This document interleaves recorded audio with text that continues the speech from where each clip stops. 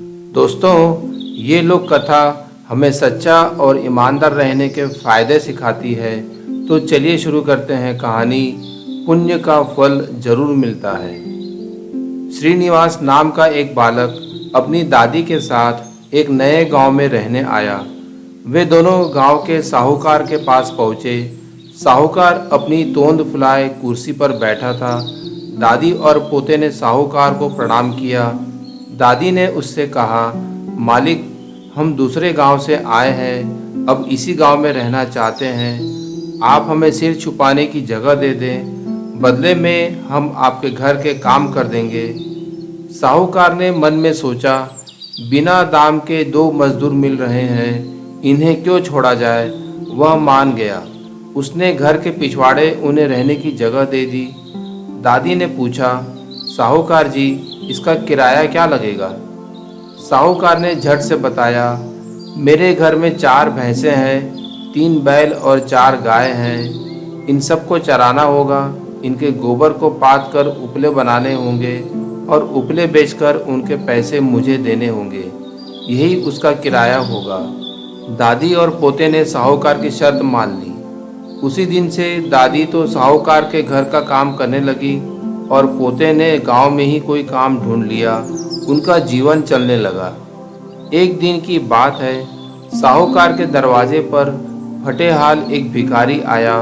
साहूकार ऊंची आवाज में बोला, चलो चलो आगे बढ़ो, मेरे पास कुछ नहीं है। वह भिखारी घूमकर घर के पिछवाड़े की ओर गया। दादी को उस पर दया आ गई।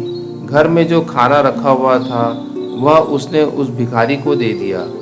विदा होने से पहले भिखारी दादी की हथेली पर एक दमड़ी रखते हुए बोला, माँ, तुम इससे अपने पोते के लिए एक मुरमुरे खरीद लेना। दादी ने उस दमड़ी को अपनी संदूकची में रखा। वह सोच में थी कि आज अपने पोते को क्या खिलाएगी। तभी उसका पोता खेत से आया। वह भूखा था। दादी ने पोते को सारी बात बताई और कहा, संदूकची में एक दमड़ी रखी है, उसे लेकर कुछ खाने के लिए खरीद लो।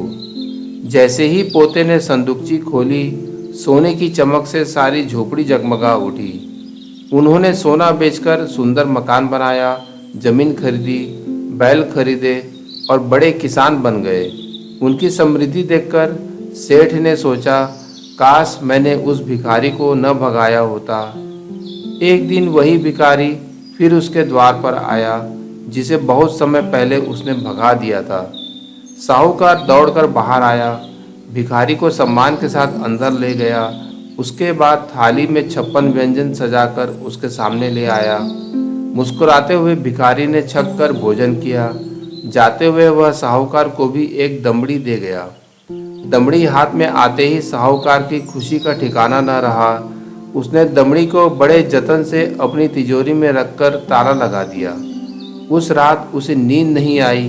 वह बार बार तिजोरी के पास आता और फिर बिस्तर पर लेट जाता। पूरी रात उसने घूमते हुए बिताई।